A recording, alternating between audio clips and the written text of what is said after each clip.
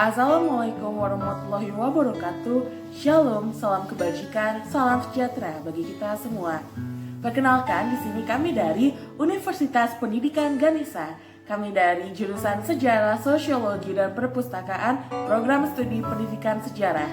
Di sini, dalam memenuhi tugas mata kuliah perspektif global, kami akan menyampaikan materi terkait kebakaran hutan yang terjadi di Australia pada tahun 2019 hingga tahun 2020. Sebelumnya perkenalkan, nama saya Ivanka Angelina Deanita Prasada dan rekan saya Ikade Mayana Adiputra.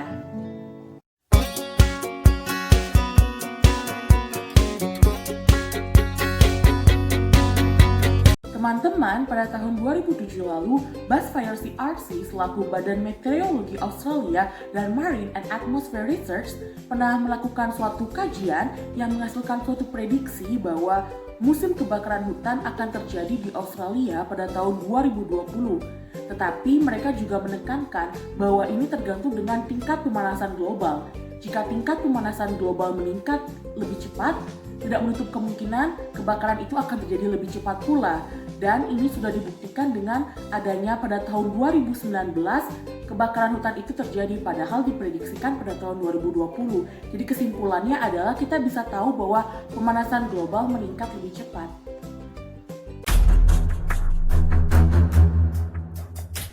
Pertama, disebabkan karena adanya musim kebakaran hutan atau musim api.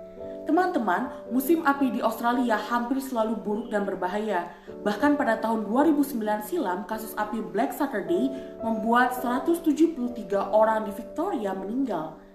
Black Saturday terkenal sebagai musibah kebakaran hutan terparah sejak saat itu. Namun kini, kondisinya semakin parah. Menurut Badan Meteorologi setempat, Australia tengah mengalami kekeringan yang sangat parah tahun lalu. Desember tahun lalu adalah bulan terkering sepanjang sejarah Australia. Bahkan, suhu panas pada Desember juga memecahkan rekor temperatur rata-rata di Australia.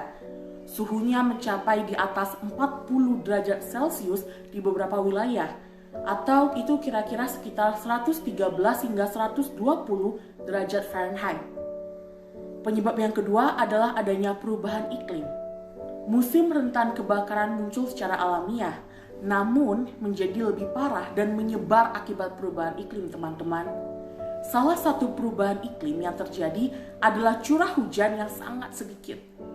Curah hujan sebelum September 2019 berada di bawah rata-rata dari tahun ke tahun, hingga akhirnya terjadi kekeringan yang berkepanjangan dan parah di Queensland Selatan serta New South Wales.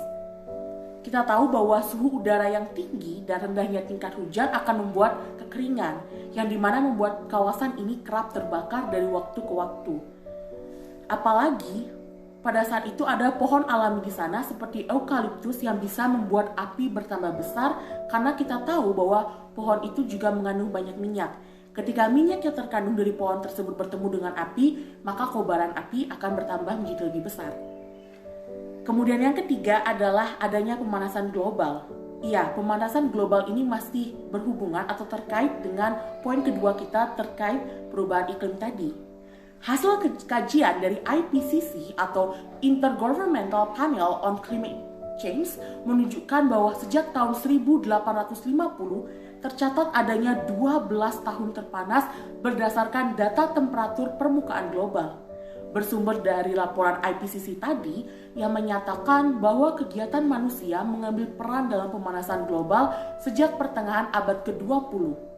Maka dari itu teman-teman, pemanasan global akan terus meningkat dengan percepatan yang lebih tinggi pada abad ke-21 apabila tidak ada upaya menanggulanginya. Yang dimana kita tahu secara bersama bahwa pemanasan global ini mengakibatkan perubahan iklim dan kenaikan frekuensi maupun intensitas kejadian cuaca ekstrim. Kemudian penyebab yang terakhir atau penyebab yang keempat adalah adanya angin yang kencang.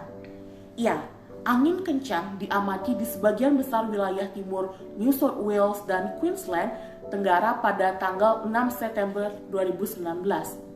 Bahkan banyak situs di New South Wales dan Queensland Tenggara, teman-teman, yang mencatat hembusan angin maksimum lebih dari 80 km per jam. Dan juga beberapa situs di timur New South Wales mencatat hembusan angin maksimum tertinggi pada bulan September setidaknya selama 10 tahun. Hembusan angin kencang inilah yang juga menyebabkan api semakin cepat berkobar dan kebakaran hutan semakin parah pada saat itu. Karena kebakaran hutan yang terjadi di Australia pada tahun 2019 hingga awal tahun 2020 itu menyebar hampir di seluruh negara bagian. Jadi seluruh negara bagian yang ada di benua Australia memiliki titik-titik kebakarannya masing-masing, teman-teman. Di sini saya akan melanjutkan presentasi dari teman saya. Saya membawakan yakni dampak dari kebakaran hutan di Australia pada tahun 2019 hingga tahun 2020. Yang pertama, asap kebakaran hutan yang telah terlacak telah mengelilingi dunia.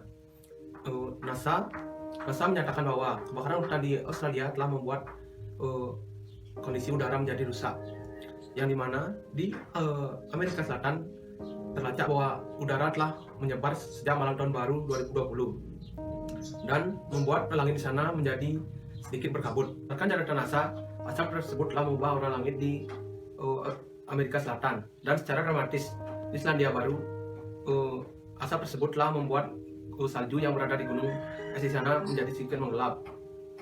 Dan parahnya lagi, di Australia, kawasan yang terdampak adanya kebakaran tersebut, udaranya menjadi sangat berbahaya. Dampak yang kedua adalah penyakit akibat buruknya kualitas udara.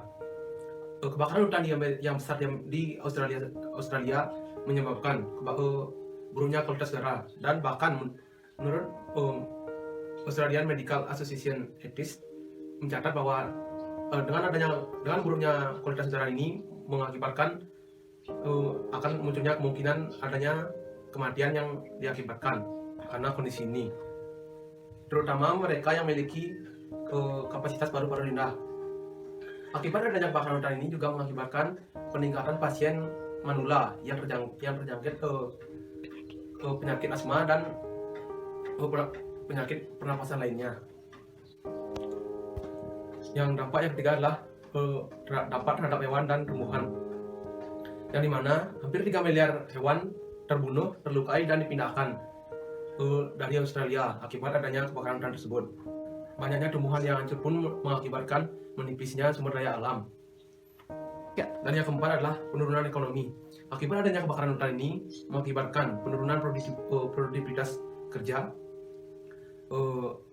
pekerjaan jadi berkurang, pariwisata, bertambahnya pengeluaran kesehatan, dan jalan ditutup, serta perlunya pengeluaran bagi asuransi kesehatan. Dampak yang terakhir adalah kehilangan nyawa dan harta benda. Kebakaran hutan ini telah menghanguskan sekitar 10.000 lahan dari 6 negara bagian, 28 orang tewas, dan setidaknya 1.000 rumah dan bangunan hangus. Adapun solusi yang digunakan sehingga tidak terulang lagi kebakaran hutan di kemudian hari adalah, yang pertama adalah memperkuat penyidikan dan sistem pelanggaran yang digunakan terhadap penyebab kebakaran ilegal. Yang kedua adalah Australia akan menyediakan mitigasi untuk infrastruktur dan kelengkapan pertanian sehingga para petani bisa menyesuaikan diri dengan perubahan iklim yang terjadi di Australia.